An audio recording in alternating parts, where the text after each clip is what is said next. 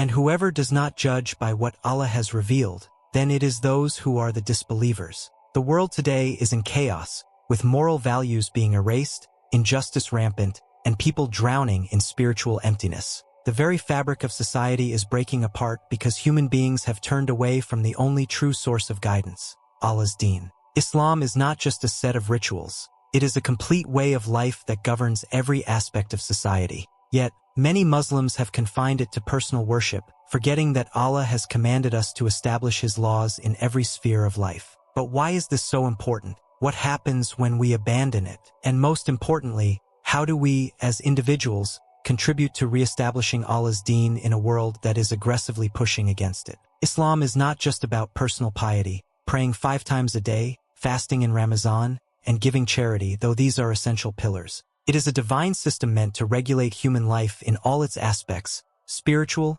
political, economic, and social. The Prophet Muhammad, peace and blessings be upon him, was not just a spiritual leader. He was a ruler, a military leader, a judge, and a lawgiver. His mission was not only to call people to Tawheed, but to establish an Islamic society governed by justice, morality, and divine law. The Medina he built was not just a place of worship, but the foundation of an Islamic civilization where justice was upheld, the weak were protected, and the laws of Allah reigned supreme. Today, governments and societies have completely detached themselves from divine guidance, and the consequences are devastating. Societies that reject Allah's law are drowning in injustice, corruption, and moral decay. The family system is crumbling, crime rates are soaring, and people are living empty lives with no real purpose. The world is paying the price for abandoning Allah's guidance. When societies turn away from divine law, chaos takes over. Moral decay is evident in how modesty is ridiculed while immodesty is promoted as freedom.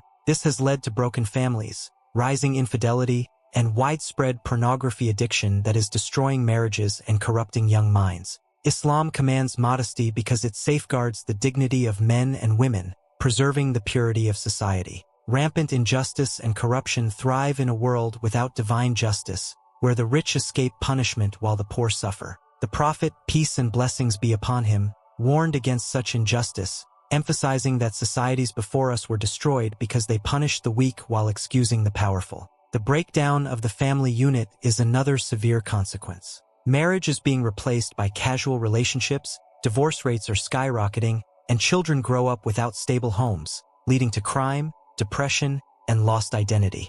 Islam upholds the family structure, ensuring stability, responsibility, and moral upbringing. The economic system is another area of oppression. Riba, interest-based economy, has enslaved people under massive debt, benefiting the wealthy while keeping the poor in endless poverty. Islam forbids riba because it leads to economic oppression and instability, replacing it with a fair, zakat-based system that ensures wealth circulation. Despite access to material luxuries, the world is suffering from an unprecedented mental health crisis. Suicide rates are soaring, depression is widespread, and people search for meaning in life but look in all the wrong places. Islam provides the ultimate purpose, to worship Allah and live according to His divine wisdom. We are living in a time where secularism, liberalism, and atheism aggressively try to erase Islam from the public sphere. As Muslims, we cannot remain passive. We must take action. Strengthening our iman and knowledge is the first step, as we cannot call others to Islam if we are weak in our own faith. Seeking knowledge about Islamic governance, history, and jurisprudence enables us to defend and promote Islam effectively. Practicing Islam in our personal and social lives is equally crucial. By implementing Islamic values in business dealings, family life, and daily interactions, we demonstrate the beauty of Islam. Raising strong Islamic families is vital. Our children must be nurtured with strong Islamic values and protected from the corruption of modern ideologies. Engaging in inviting people to Islam and social reform is another powerful way to establish Allah's Deen. We must call people to Islam not just through words but through actions, helping the needy, promoting justice, and showing the superiority of the Islamic way of life through our contributions to society. Unity among the Muslim Ummah is essential, as divisions weaken us while our enemies unite against us. Setting aside trivial disagreements and working together is the only way forward. Ultimately, we must work toward implementing Islamic justice in governance, economics, and social life, advocating for fair governance based on divine principles, rather than corrupt man-made laws. We face two choices: either remain passive, watching the world crumble around us as secular ideologies replace divine truth,